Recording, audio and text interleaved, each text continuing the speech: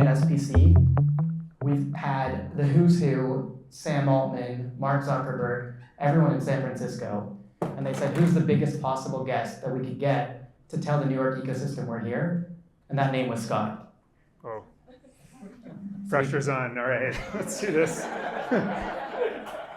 Scott's a builder, an author, an investor, and maybe the world's most famous designer. He founded Behance. Definitely not the world's most famous designer. Sorry. Founded Behance in 2006 as an OG New York tech company, sold it to Adobe, and has risen through the ranks to become their chief product and now chief strategy officer. He's one of New York's most prolific and successful angel investors, and he's a best-selling author of 2 books that I'm sure a lot of you have read. So without further ado, please put your hands together for Scott Belsky. Thanks.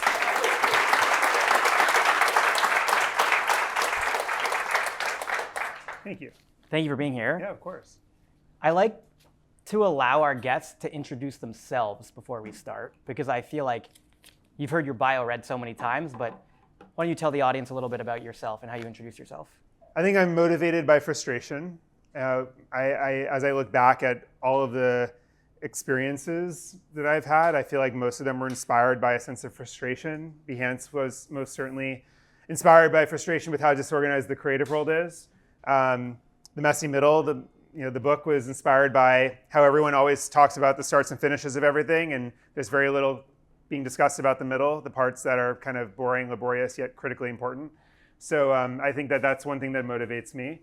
And and I've always been obsessed with the intersection of design and technology and business, really. And I've been always trying to find in my career a way of getting closer and closer to that intersection.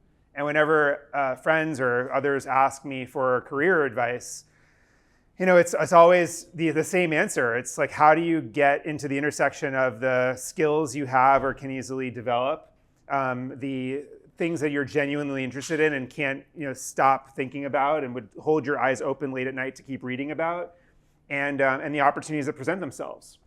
And for me, it's always been just about finding the overlap of those 3 things. And that's kind of where, that's what I'm doing these days. Great. We'll take it back to the beginning. We're obviously very bullish on the New York tech ecosystem now, but you built a tech company in New York in 2006. What drew you to build in New York then? And what do you see has evolved in the New York tech ecosystem now? Well, listen, I love this city. And I'm just, the momentum and just the heat in this room right now is awesome. I feel there are some very special things about New York that are very relevant today. I would, just to mention 2 off the top of my head. One is really around this question of, as more and more of skill is being offloaded to compute, right? And a lot of the ability to execute ideas or actions, develop software, is being in some ways commoditized and made available or democratized to all of us. I think that taste is going to become more important than skill. And then that begs the question of, well, how do you develop taste? And I feel like taste comes from culture. I don't know where else or how else to develop taste other than seeing art, seeing fashion, seeing the overlap of different industries, and then coming up with solutions to new problems as a result of that exposure. And so if you're going to develop solutions and you're going to rely on developing taste, where else better to be than New York, right? So that's number 1. And then number 2 is when platform shifts happen, and it's this, I call it the law of displacement speed, goes up, meaning that every week something displaces what you thought the previous week was the situation or the technology or the solution. It just kind of it just goes faster and faster. I mean, you're seeing this, for example, in my world with video models. Everyone's so excited about Runway, and then Sora comes out, but then Pika comes out, and then Luma comes out, and then it's Sora's again, and then Runway does Gen 3, and it's just this giant game of slap-a-hand, and it's whoa, what's going on? This is happening way too fast. That happened in previous platform shifts as well, with internet and with mobile. It's just what happens when there's a really exciting moment where everything kind of changes. And we're all building right now in that moment. And so the question is, how do we know what the hell to do, right? The answer is always to double down on customer empathy. Like if you can zero in, whenever I have not been sure which way to go with something, when you really go back to like spending time with what the customers are struggling with and thinking about, it does give you a bit of like a compass or a North Star, if you will. So how does this lend itself to New York? Well, most companies these days that are leveraging technologies like AI are doing so for healthcare, marketing, real estate, finance, the list goes on. Where are those customers readily accessible within a 3-mile radius? New York. You know, if you're going to build tech for tech's sake, oftentimes San Francisco is a great place to be, or other places. But I just think there's no better place than New York to build for and with customers. To summarize, San Francisco has no customers and no culture. So moving into Behance, obviously very famously sold it to Adobe, and it's one of those overnight success stories that I think took you 6 years to build. And I heard a story that we talked about the manual way you got started with the first 100 designers. Can you share doing things that don't scale with the group? Yeah, sure. And by the way, like one of my favorite things to think about with new companies is that they will do things that don't scale and are remarkably unscalable in the beginning. And by the way, that's the competitive advantage in some ways, because big companies don't do things that don't scale. They don't get airtime, they don't get resources, they don't get executive approval, and that boggles my mind. And we can talk about big company crap later, but I think that is one aspect of how startups break through and reach escape velocity is doing things that don't scale. In our case, we had this mission to help organize the creative world at work. And again, inspired by the frustration of a lot of my friends who were incredible creative people, so talented, and yet lived their careers at the mercy of circumstance. I feel they never got attribution and credit for the work that they did. Agencies always won awards for the work that they actually did. Their portfolios online were always out of date, which I couldn't understand, but they just didn't have the time. And they said, oh, and no one sees my portfolio anyways, so like why spend so much time making it updated? And I felt like something was broken. And so gathered a team, and we started on this pursuit of organizing the creative world. And people were always like, oh, good luck with that. But that was the mission of the company. We approached, first of all, we held a focus group. It's the only focus group I ever held for Behance. And we asked people what they thought of this idea. And people were like, oh, the last thing we need is another social network. I've got MySpace, I've got DeviantArt, and I have my own portfolio site. Please, and LinkedIn, this new LinkedIn thing, like don't give me a fourth place. So lesson number one, like don't ask customers what they think of your product. Or your idea, ask them what they're struggling with. Because our response, fortunately, in this small, thing with some cheap wine and cheese, that we got people to come to, we were like, all right, forget that, bad idea. Like, what are you struggling with? And it was around these lines. I never get attribution for my work. I really have a hard time marketing myself. There was a long list of things, and we concluded from that focus group that they actually needed a professional place to showcase their work. So it was very motivating. So we went to a bunch of great creatives and asked them to put up their portfolio when we first launched the initial version. And the answer was like, I'm too busy, I'm sorry, I'm not interested. And so what we decided to do, and this was the hack, the non-scalable hack, is we created a blog, and we went to the same group of creatives that we really admired, that we wanted everyone to see were on Behance, so that when other people came that were emulating those people, they would sign up. We went to these people and said, well, listen, we want to interview you for a blog. And they're like, oh, I'd love to be on your blog. And so we sent like 5 or 6 questions over email, and we said, oh, and please send us examples of your work, and we'll make a portfolio for you for the blog. And everyone did it, like literally. Like no one said no press, right? Everyone thought like a small group of kids building a design blog. Of course they want to be on it. And so we actually built 100 portfolios of the people we admired most in the most exacting way possible, and put that out there. And the beauty of a portfolio is it's on average 3 to 5 projects. At the time before infinite scroll on the internet, you had 12 projects per page. So if you have 100 times, say, 3 or 4 projects, it's 300 or 400 projects that we launched with. So anything you saw on Behance, you went next page, next page, next page. It looked like it was filled with all this amazing work, which was not true. But it was enough to get it, kickstart the funnel. Thanks for sharing that. Moving on quickly to the acquisition. Adobe has bought Behance, has bought Frame, and has kept all these products alive and thriving.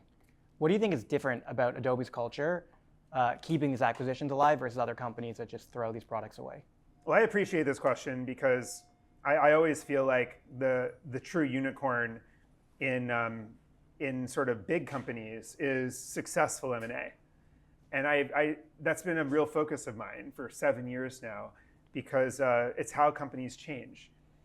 The interesting thing about Adobe is that it was made through acquisitions. Like Adobe acquired a company called Macromedia.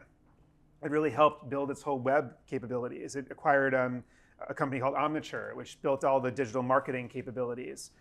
So the company has a history of not only acquiring businesses that change it, but also taking the people that they acquire and putting them in charge.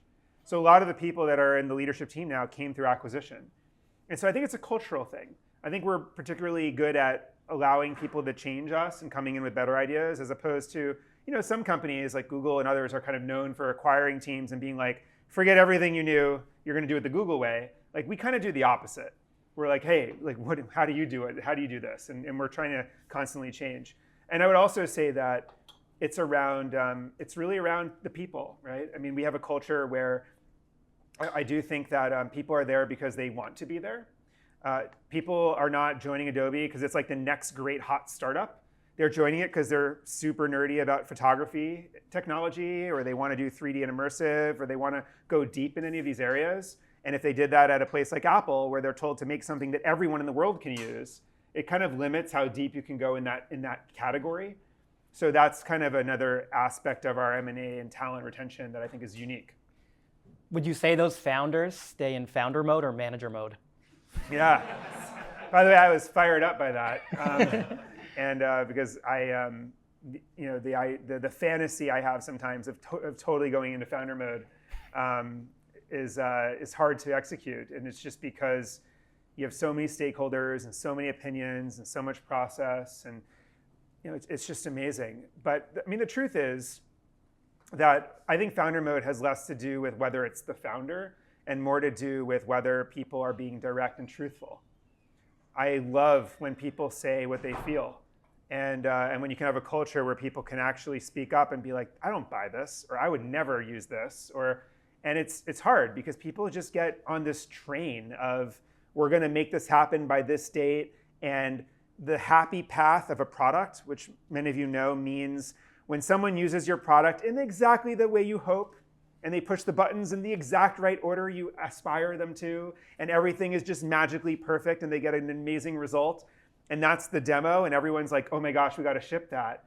Things don't work very well because you end up realizing that in the real world, the happy path doesn't exist. Like every customer in some ways is an exception. So to me, like founder mode is like directness and transparency and truthfulness, and sometimes making decisions that are really right for the long term that, of course, are not as comfortable or helpful in the near term. That's probably the part that I struggle most in my job with, because it's a big company, it's a public company. There's a lot of focus always on the plan for the year.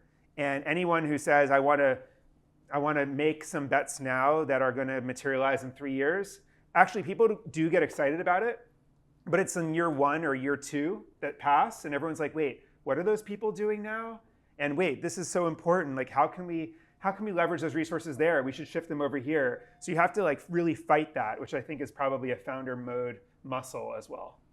Well, off the back of all that, moving into AI, Yep. Scott has a very unique seat because he works at a giant publicly traded company and supports hundreds of startups. How does a company like Adobe view adopting AI and the pace to which they can do it? And what are the things that you think startups have the right to build and that won't be swallowed up by incumbents? It's a great question. And the thing that startups don't have yet that is an advantage is in some ways is customers. Startups can do things any way they want. And they don't have to go back and explain and bring along a community of customers that are trying to adapt to change. So that's an advantage, right, that startups have. I think in big companies, I mean, you look at some of our products. So when we brought the photography world to the cloud, we have a product called Lightroom, which is a very famous photographer, product. And there were so many changes that we needed to make to Lightroom to make the new version of Lightroom that would work in the cloud and on web and on mobile, that we actually had to fork the product. And we called the previous one Lightroom Classic, which remains a huge business for us. And we have this new business called Lightroom, which is also a huge business. So we literally had to think about that, like make a duplicate of the product in order to embrace new customers without alienating our legacy customers. I think that was the right decision, but that's really expensive. I mean, what startup would make two variations of the same product for two different audiences? So, I mean, that's part of the burden, right? Now, the advantage is that in a platform shift, you can really help customers discover what's new. We went through the whole world of going from graphic design to web design with our customers. And at first, they were very reticent. They found the limitations of web to be creative constraining in an uncomfortable way. But lo and behold, a lot of these graphic designers became web designers and had very, very successful careers making that transition. So I always tell my teams, we have a responsibility to bring our customers along. We have not done it perfectly. There are things that I don't think we foresaw that were the customers' anxieties that we didn't proactively address. And some ways we got it right, in some ways we learned the hard way. But we also have always tried to say, like, how do we do this the right way? And by the way, it's another burden that a big company has. Like a lot of startups are using these open source models that are trained on the open internet, and they can get something to market in a week. We actually had to train our own model using all licensed data in a very clean and transparent way with all the safety guards and everything to allow us to do it the right way. That took a lot longer. So these are the trade-offs. What are the areas that the startups that you see are worth pursuing that you don't think are worth large companies building? Right. Well, I definitely subscribe to the idea that a lot of great consumer products, novelty precedes utility. I think anyone who's building AI in the consumer space needs to have a real playful, imaginative approach where it's all about finding something that people love. Again, big companies will not do that. I don't think big companies prioritize surprise and delight sufficiently. It's very feature-driven, it's very roadmap-driven and business cadence-driven. I believe that startups have an opportunity also to, when it comes to incumbents that have a very old way of doing something. I mean, you look at government tech, look at companies that do sort of mapping technologies or transcription or all these sorts of things. It's just very hard for them to transition their customers, just like the drama I just described to you that we deal with at Adobe. I mean, startups have an opportunity to just start fresh and do it the way you imagine it should be done. So what I would encourage you to do, though, is focus very much on differentiation, not on just the interface layer, but also the data layer. Most of you will not be able to differentiate on the model layer because you're going to leverage models that are being built and are available. And I don't encourage many folks to build their own model these days. But the data layer and the interface layer is really where the opportunity lies. On the interface layer, how can you be simpler? How can you really take into account the workflows of your customer and the struggles of your customer and do something on the interface level that your competitor never could or would? And on the data layer, how can you either import or capture or help the customer leverage data of their own that you then can deliver an experience no one else can because you have that data sort of advantage? I think it has to be differentiated on those two layers. Tying this into your first book, the clever interface is a great hook to get people onto your product. But how do you tell a consumer founder, how do you advise them to go from that clever interface that hooks someone in to building like a sustainable platform or product? Yeah. Well, this is probably one of the most important questions in product. I think that every product has what we call a first mile experience, right? Which is the part of your product that the most customers will see. And it's all drop off from there. What gets people through the first mile experience? Well, first of all, you have to empathize with where that customer is at. Whether they're a consumer or an enterprise customer, in the first 30 seconds of that first mile of your product, I guarantee you they're lazy, vain, and selfish, right? They want to get through it fast. They want to look good. They want to look good to their boss. They want to look good to their friends. They want to feel good about themselves. There needs to be some quick hit of feeling successful in that first mile in order for them to engage further. By the way, feeling successful quickly in a product is another description for product-led growth. When you get customers through that first mile experience, which is ironically the last mile of companies building an experience. Typically, it's the final mile before you launch where you're like, oh, wait, what should the onboarding be? And what should the splash page? Oh, and what should those defaults be?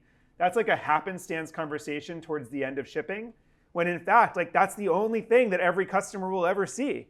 And it's all downward from there. So why not nail that? In fact, I would go as further to say that if you can really just nail the first mile experience of your product, and after that, like it's all kind of shitty, you're probably one of the top 1% products out there, really, if you can just get people through. So what's interesting is this, right? Goes back to your question, is that I think that the whole Silicon Valley life cycle is great companies like the ones you're building that reimagine something really hard as really simple, with that beautiful, clever interface, that great first mile experience, and you bring people in, and as a result of this work that you do, people flock to your product from other products, right? And other workflows that they once did. They're refreshed by the simplicity and the thoughtfulness and the design and everything else. And then your product grows, and it starts to listen more to power users than to new users.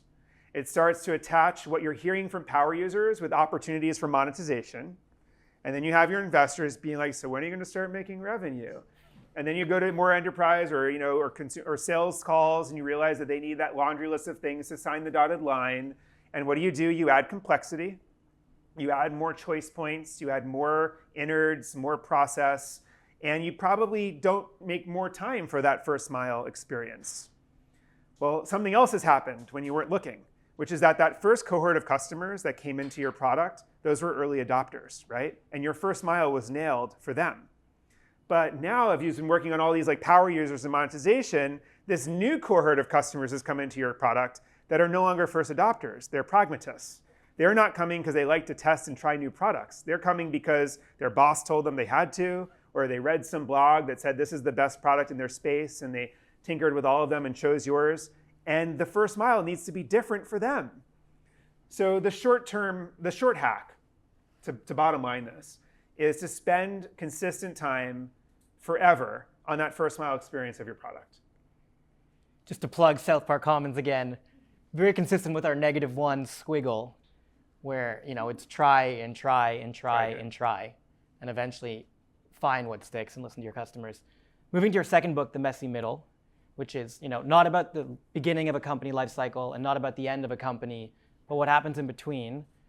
For those of you not from the venture world, over the last couple of years, when interest rates were zero, VCs were throwing money at companies, and we've got hundreds of companies that have hundreds of millions of dollars in the bank account. Revenue is flattened. They're stuck in the middle. How do they stay motivated? Well, I think what is the messy middle, right? A messy middle is when you feel like you're really just working amidst constant anxiety, ambiguity, uncertainty, and oftentimes anonymity. Like no one even knows or cares what you're doing, and that can go for some period of time. I think you're right that the infusion of capital into the system made way too many versions of too many ideas get resourced and become companies. I actually feel most bad for the companies that are profitable with low growth, because they're just in this middle land where there's no end in sight. People are getting impatient. The founders want to move on, but it's like working well enough where you don't have to shut it down. No one wants to shut down a profitable entity. And it just kind of meanders to the zombie company metaphor. I think there are probably a few thousand zombie companies right now that may actually have well north of 10, 20, even $30 million in annual recurring revenue in many cases, but just have no end in sight. So whether you're in a situation like that, or you're just in the messy middle of the earlier days, there's all sorts of hacks, I think, through the messy middle. And I think a big part of it is about endurance, learning how to keep your team motivated. I feel like one of the greatest competitive advantages of startups is simply sticking together long enough to figure it out. How do you keep a team together long enough to figure it out? It's culture, it's genuine affection for one another. It's small wins. It's celebrating things that are directionally important for the progress of the company, but also are not monetary. So other sorts of accomplishments and fun celebrations. I think that you as the leader of your teams are merchandising the progress that your team is making to your team. Recognize that without your voice telling this story that people are on, it's almost like your team is in the back seat with the windows blacked out, driving cross country. And you have no idea if you're sitting in traffic on the Brooklyn Bridge or if you're actually like making progress in your journey. So you have to narrate that journey. And I find that some CEOs that I find are really good at this, I think have a disproportionate advantage in their company's success because they just continue that motivation and that momentum. And then also I would say that if you are a zombie company, like life is short, and do some bold things. I always, whenever founders ask me this, like that question of do I stick with it or do I quit? That's a common question I think we both probably get now with companies in the ecosystem that are struggling with this moment and that they're facing.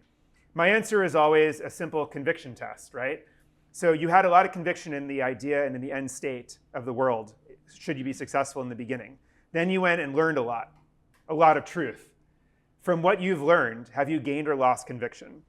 If you have gained conviction, but you're still struggling and you're still in the messy middle, it's par for the course. Like do all the tricks I just shared and more and figure it out. But if you've lost conviction, there's just no pride in continuing. Quit. If you don't love it, quit it. Hell yes or hell no. Yes, I believe that. Moving into AI's impact on design, I'm sure you get this question all the time. I heard something interesting around like knobs and training. How do you train AI for AI? Can you explain the concept of AI knobs? Knobs, yeah. So this was a concept that I was just playing with, but I mean, it really had to do with it had to do with a new genre of product that is emerging, especially in consumer networks, social feeds, graphs, like all that kind of stuff. Because everything we see now is based on this interest graph. It's no longer a follower friend graph, really, right? And the way that those graphs work is that they are trying to tell us things, show us things that are always kind of bringing us to the edge of what we think or know or are fascinated by. So this is a wonderful thing if you have a good interest, like soccer, and then you'll find something that tells you about a soccer team that you didn't know as much about, and then you'll go deeper and you'll find something about that soccer player you didn't know about, and it's bringing you to the edge of what you knew, and that's a successful use of these algorithms.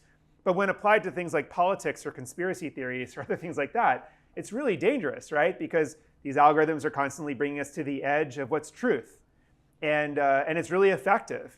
If you just got pushed back at you the mainstream narrative of both parties, it would be boring and you wouldn't engage.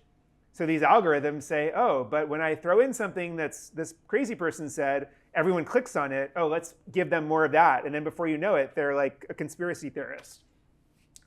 So what's happening behind the scenes is that there are product leaders that are in control of what I like to call the knobs in these algorithms. And they're determining how to optimize for conversion and retention and engagement, just like they always have. It's really hard to figure out what the right thing is here because it really applies and I think is very warranted in the world of soccer, but maybe not in politics. And that's sort of, I think, a modern problem for product leaders, in the age of AI. Do you think we should be giving consumers their own knobs to control? It's a good question. I think we should have consumers have a better understanding of why they're seeing what they're seeing. I mean, imagine when you saw conspiracy content, and it sort of said, well, you're seeing this because people like you clicked on stuff like this, It's like, okay, well, at least I know I'm interested in crazy stuff. I don't know the answer to the question, right? I mean, this is sort of where I'm trying to figure out where my head is on, in this regard. But I think that there's a whole new set of responsibilities that product leaders have in the age of AI that are very much like the earlier thoughts around like designer code of ethics, or even like the notion of the Hippocratic Oath for doctors. Like there's something that we need to figure out that we haven't yet cracked. And Another controversial conversation is the question of whether or not AI is going to democratize or commoditize the field of design. Yeah. Whether it's going to take jobs or improve jobs. How do you feel about that? All these open source tools, all these prompt to edit, prompt to color. Yep. And how does that impact the field? Well, I have a couple thoughts on this. I mean, first is I think that the prompt-based era of creativity is almost over. I think that it was a very trite, kind of low-hanging fruit way of leveraging this technology, where you say, I want a sunset, and boom, you get a sunset. The next generation of these tools are very, as opposed to being prompt-based, they're control-based. So in some ways, they're bringing back the same levers and chisels, if you will, that people have used in product like Photoshop and Illustrator in the past. They're just AI-based. And when I see those products emerge, I come back to the conclusion that it is, in fact, again, skill and taste that's allowing someone to succeed. I do think that this technology, though, is in macro doing two things, right? It's lowering the floor and it's raising the ceiling. It's lowering the floor in a beautiful way. Like, we can't deny the fact that someone who was an accountant, who always wanted to show her analysis with graphs, but never had the design sensibility to do so or the skills, no longer has to go and find a designer to do it. She can do it herself. Like, that's a very empowering thing. And I don't subscribe to this idea that we should kill this technology so that she still has to go hire a designer. Like, that's not fair. Like, we should have technology lower the floor and allow more people to partake in the creative discipline. But it's also raising the ceiling. And here's what I see in my day job, right? I see creators whose job was to test color palettes in packaging for a consumer product. And they would spend 3 weeks doing like 12 different color palettes in every single vector of this immaculate illustration for this set of, new perfumes or whatever. And now with this tool called Generative Recolor, they can literally test 1,000 in an hour, right? They can do autumn or spring, and they can get entirely different color variations of their vectors. You know what they're doing as a result of that? They're doing better vectors. Like, they're actually doing better art. They're spending more time on better packaging concepts and more lines for different geographies and different types of customers. And they're doing things they never thought were even possible. So I can't take their AI away from them because they feel like they're doing higher order work now. And you look at people in Premiere Pro who they're 3 seconds short of making the perfect song, hit the perfect clip for a movie. And now with Generative Extend, they can get 3 more seconds of perfect video footage, and it saves them going back for a reshoot. And it's just like, this is super empowering technology, and there's just no denying that. But I do find myself in this weird crossfire because there's a certain group of folks who very, very, very legitimately are concerned about the implications for their career. And then there's another group of people who are just absolutely enthused, amazed, and like want to get involved. And it's just another platform shift.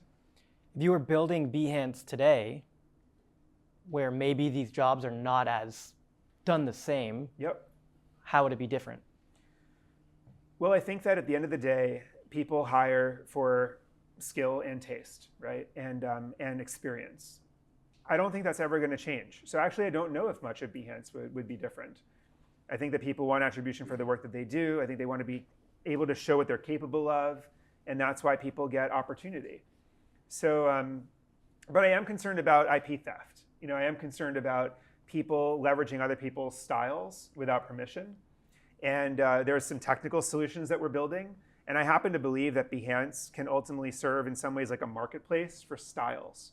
So people have always, by the way, creativity is the world's greatest recycling program. Like, everyone's always, everything that is an input is an output, right? Everything's constantly being recycled, and every legitimate artist will admit that they were very, very deeply influenced by other artists, of course.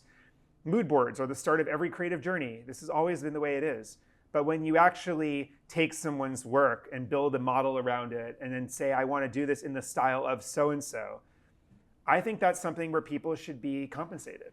And so we're advocating for legislation around this. It's called the FAIR Act, and it's against impersonation. So if you willfully impersonate someone, whether it's Madonna, music in her, using her name and prompt and her data as training data, or Scott Belsky and the designer and whatever, like, whatever and in between, like you should be able to be compensated. But maybe people on creative people on Behance can make money while they sleep, by having their styles be leveraged by others at scale. I mean, that would be an exciting outcome. On the point of taste becoming more important, as a lot of the different work gets commoditized, can you teach taste? How can someone learn taste? Yeah, I mean, I'm sure a lot of other folks in this room have a good thoughts on this, because I've been thinking a lot about this, and also I've been meeting with educators in the creative space, but also K through 12 educators, and they're thinking about how do I future-proof my kids, the students for productive careers. And then they hear someone like me say that taste is going to be more important than ever, and they're like, thanks, but that doesn't help me. Like, what do I do? How do I develop taste? I think that taste, much like creativity, comes from human experience. I think it comes from curiosity. I think it certainly comes from exposure to different disciplines, to culture. One of the very early decisions we made in Behance was to really promote in the algorithm of what people see every day on Behance to show people stuff outside of their fields. Like, photographers don't just want to see other photography. They want to see architecture. They want to see graffiti light art. They want to see all these different, because that's where their ideas come from. So I learned very early on that we're all ultimately stimulated by things at the intersection of different fields and disciplines. Like, I think that's where taste comes from. Another thing that you've talked about around how AI is impacting this world is like everyone's going to have their own hyper-personalized experience. Websites are going to know my shoe sizes, restaurants are going to know my dietary restrictions. So you said that it's going to create the room for luxury software experiences. Yeah. How would you define that? Well, it brings me back to a memory of, I know we both know Garrett Camp, and I was a very early product advisor. I mean, actually, the small story is that a few blocks from here on 17th Street was the Behance office. Very early days, 2007 maybe 2008. Garrett had just reacquired his company from eBay, a company called StumbleUpon, which is like a big web discovery service, right? So he had sold it and then rebought it back. And he was an entrepreneur trying to figure out his shit, and so was I, right? We're sitting down, and StumbleUpon and Behance are doing a partnership. He whips out this notebook, and he's like, oh, I'm working on this side project that helps people summon a limo car. And I'm just like, you just bought your company back from eBay, and you're like an entrepreneur. Like, aren't we supposed to be like focused on one company at a time? But Garrett, he's not able to. And Still not. And he had this vision of something that he called Uber Cab, which would be like this amazing, cab on demand thing, right? And we all know how that turned out. But I remember in the early days, he was sort of thinking about whether the brand narrative should be everyone's everyone's taxi or everyone's personal driver, being able to have something that is not accessible to anyone else. And it was an interesting decision, like as a brand decision, which affected their branding and their everything else. They wanted to make it like everyone's private driver, like this notion of something that only rich people can have, right? And it's an aspirational good. I think that we as consumers always want that. We always want special treatment. We always want to feel special. We want to be known. When you come into a restaurant and they remember your favorite drink or they remember your allergies, that's an amazing sensation. The whole hospitality industry exists and has really crappy software, by the way, but really, has a lot of software that tries to remember this stuff about us and outfit the person at the desk or in the restaurant to remember it, to give us that magic moment. Fast forward to today, we have this opportunity now with agents and with modern browsers and AI and all these different tools to be known wherever we go. The fact that we go to a website that still asks our gender and what size our shoe is and all this stuff is just crazy to me. I mean, why would we not be known everywhere we go? The information's there. In fact, I want everyone to know my shoe size if they're in the shoe business, right? And I want every restaurant in the world to know that I'm a vegetarian. And I don't mind that. I want that, right? So I think that there's this opportunity to have a hyper-personalized world where every digital experience recognizes who we are. We have this preferences profile that follows us around. And a lot of the great brand moments are feeling special as a service. The final question before I open it up to the audience, just given that Garrett's come up, is Scott very famously is founding advisor, investor in Uber and in Pinterest. And Garrett used to talk about how 15 or so years ago, the circles in Silicon Valley were very small. So if you were working in tech, you knew Tim Ferriss, you knew Chris Sacca, you knew Garrett Camp. That's no longer the case. There's a million founders, there's a million investors. How can people today go about curating such impactful circles the way you guys all were able to do in the past? That's a good question. I mean, obviously, like being at events like this and communities like what you're building is a huge part of the answer. It's because, of course, I'm thinking back to South by Southwest, sitting in literally like the bathroom of a big hotel room with a lot of the folks you just mentioned. And actually, I found a picture recently that Gary Vaynerchuk sent me of like this group. Kevin Systrom was over there, and like all these people, but these were all nothing businesses, right? We were all, they all became like far bigger businesses than mine. But like they were, it was just like a group of people who had shared interests and like mind, and were meeting up and just challenging each other. That was the fun part of that chemistry also, was that we always debated and argued. So what does that mean? I think you have to find the people that you really respect, that are building things that you admire. I think you should make a consistent effort to be each other's sort of board, if you will, and get together. And it's fun because these are all interesting people. Debate and like challenge each other. I always loved that part of this culture. I remember like one story where it was one of those nights in Austin, Texas, and this is like South by Southwest was super small back then. And Kevin Systrom was like sort of saying, I will never sell this company. Instagram is like, we're going for broke. I would never. And someone, I kid you not, even said like, I think someone said like, would you ever sell to Facebook or something? He was like, never. And then it was like literally 2 weeks later or something where I read that headline. It was just like, whoa. No, but it's like, I don't know. I just remember something along those lines. But it's just like everyone was challenging everyone. And I think that's what we have to build in communities that build products, right? Is like-minded group of people that challenge each other, that respect each other, and show up. We didn't pay him to say this, but that's what South Park Commons is. Well, I'm now going to open up to audience questions. I have a thought that I've been having for the last couple of days, so it's a bit of a new thought, so bear with me. But I feel like most of the AI products I've been seeing automate existing ways of doing things without taking the opportunity to rethink if it's the right way to do it. Maybe a straightforward example is like I've seen a lot of products that offer like ticket closure, right? Like customer support tickets, and like it's a clear ROI to a company if you close this many tickets. But closing a ticket is an output and not an outcome. And I feel like in a platform shift, we have a unique opportunity to fundamentally rethink workflows. I feel like the transformative value that we can bring right now is a bit more on like, and it's harder, it's way harder, and so I kind of get that. But I don't know, have you thought about that at all? And like, do I make sense? Yeah, it does make sense actually. I mean, you're reminding me of a framework that I've been debating with my team as well, which is it's a pyramid. Yeah. As we think about agents and agent experiences and the potential of assistance of all kinds, right? I think the very base of that pyramid is glorified help. Like, here's how to do this, here's how to do that. I think the next layer up on that pyramid is like, here's, let me do it for you. So it's the automation. And you think about a product like Photoshop. Imagine being able to talk to Photoshop and it's just doing things for you and it's moving the cursor around and you don't even have to know how any of the tools work. Very empowering, right? You're just having this assistant-driven experience.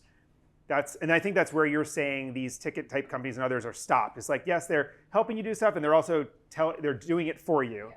But I think the top of that pyramid that you're referring to is the proactive, like, actually don't do that, do this, right? Or I know you're thinking of using this color palette, but based on the target demographic of your project, we actually think this color palette might work better. Yeah, opinionation. Right. Coming with an opinion. And I think that is like the top of the pyramid of this sort of assistant opportunity that some folks are tackling. It's probably the hardest for adoption in terms of like adoption. I think it is. There's the resistance to. And the personification of it is a tricky part too. Like as a product builder, I'm thinking, okay, how do you can't be presumptuous and say that this is the answer to the human who's using this tool. But what you can say is, you can present it as a tip, and it's like, sure, we'll do this for you, but these are the tips that we would suggest you consider. And then before you know it, people just start clicking them automatically. Yeah. Any other questions? My name is Weber. I'm literally building an orchestration layer for multimodal models. Nice. The problem I'm running into though is because we don't have control over the model, we can't deliver the best experience for creators. So I'm trying to figure out whether in the long term it'll be the orchestration layer that wins, or whether these foundational models that have raised hundreds of millions of dollars can just go build multiple models and stitch them all together. And also what Adobe is doing in this area is a personal interest. Well, I think that the models are going to become more mature, and they're going to have a lot more just APIs that allow you to do lots more on a more granular level with the model. So whatever you're frustrated by not getting access to right now, you're likely to probably get more access to in the future. It's definitely, that's what happened with AWS, right? It was initially just this sort of like cloud as a service, and then they went down the stack, right? They started giving us more and more and more granular capabilities as developers requested them, and I'm sure the same thing will happen with these big multimodal LLMs. And for Adobe, publicly we've talked about the fact that we're not building our own LLMs, so we're partnering with a lot of different ones. We are building our own media models because we have to. And we believe we can build the most commercially safe, like best viable option in the market. And then we're investing in the orchestration layer across LLMs and our workflows. So we use, whether it's ChatGPT or Anthropic or others. You can, if you use an Acrobat product, there's now this thing called Acrobat Assistant that does things for you. We built an orchestration layer in the product that can leverage various LLMs to do things for you. So those are just a few thoughts. But I do think that the granularity is coming. So along the lines of the founder mode discussion, so as a company grows, how do you facilitate gaps in the management ladder to encourage truthfulness and directness and transparency like you were talking about? Well, tactics. Let's talk about tactics, right? Collapsing the talent stack every chance you get.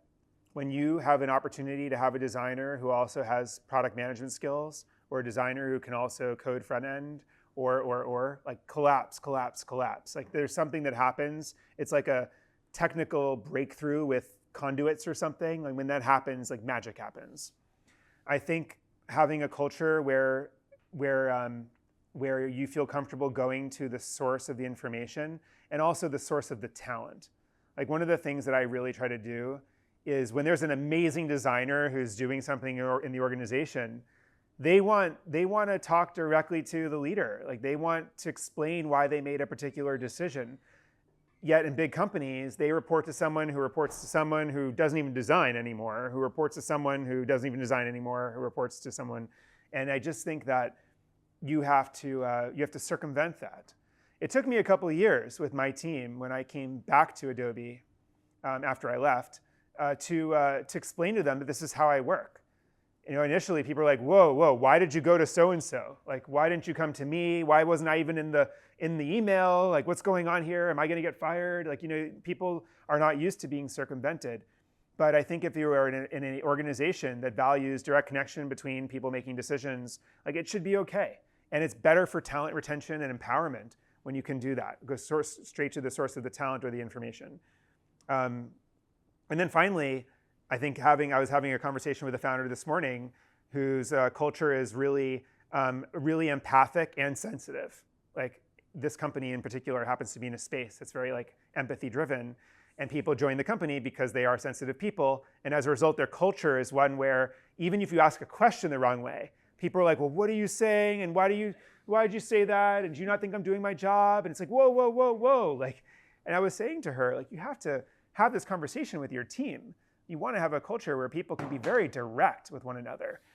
And because that can happen in teams small and large. And I think that's something to think about as well. Yeah, I think about it at the customer level. So take like a famous shoe wear brand, right? You expect them to remember what you bought before, and you expect them to know your shoe size and every piece of information you've ever given them, right? But you also expect them to keep that private.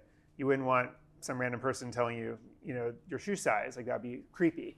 So I think that there's this opportunity for companies just to leverage their own first-party data, which so few companies actually do well, which is just pretty amazing to me, right?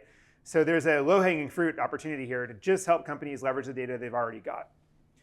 Everything beyond that, in my mind, has to be on the consumer side, which is not really Adobe's business, but I do think it's a great opportunity for some brand or company to allow us to have portability over our own preferences and some transparency around, and control about how and when they're being shared.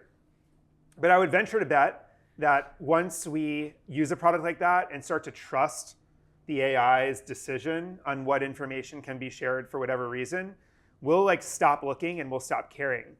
Because I don't think a lot of this stuff, as long as the AI is working for us, that's why it should probably be a product we're paying for, as opposed to a product where we are the product. It should be a product where, this is just an idea, so anyone who wants to build this, follow up with me. But the idea of AI that is surgically sharing information that we want to be shared at every moment in time across our digital experiences, such that we can have this hyper-personalized world that we were talking about and feel special. I think humans. Let me also just share one little thing that I think is helpful for all of us as we build products. My litmus test for a great product is oftentimes if it takes us back to the way things once were in a way that we long for, but with scale and efficiency. So 200 years ago, when we walked around towns, in small towns wherever we lived, right, we were known. We were recognized. The butcher knew your favorite cut.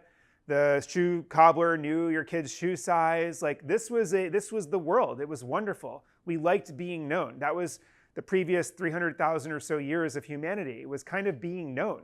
And then the Industrial Revolution happened and technology, and suddenly we're all anonymous. So I fundamentally believe that we do want to be known. We just want to know how we're known, and we want it to be on our own terms. So if a technology could crack that, I think it would be huge. That was a great way to end it. Okay. Before we do, please tell everyone where they can find you, read you, and connect with you. So my latest thing is I have a new blog, or not blog, newsletter I send once a month because I have no more time than that, but it's called Implications. So implications.com is where I'm sharing ideas, and it's actually a great way to get feedback, and a lot of people disagree and come at me, and it's really helpful. And then just at Scott Belsky, and welcome to connect with any of you. Thanks for having me, and just great to see you all. Thank you. Thanks.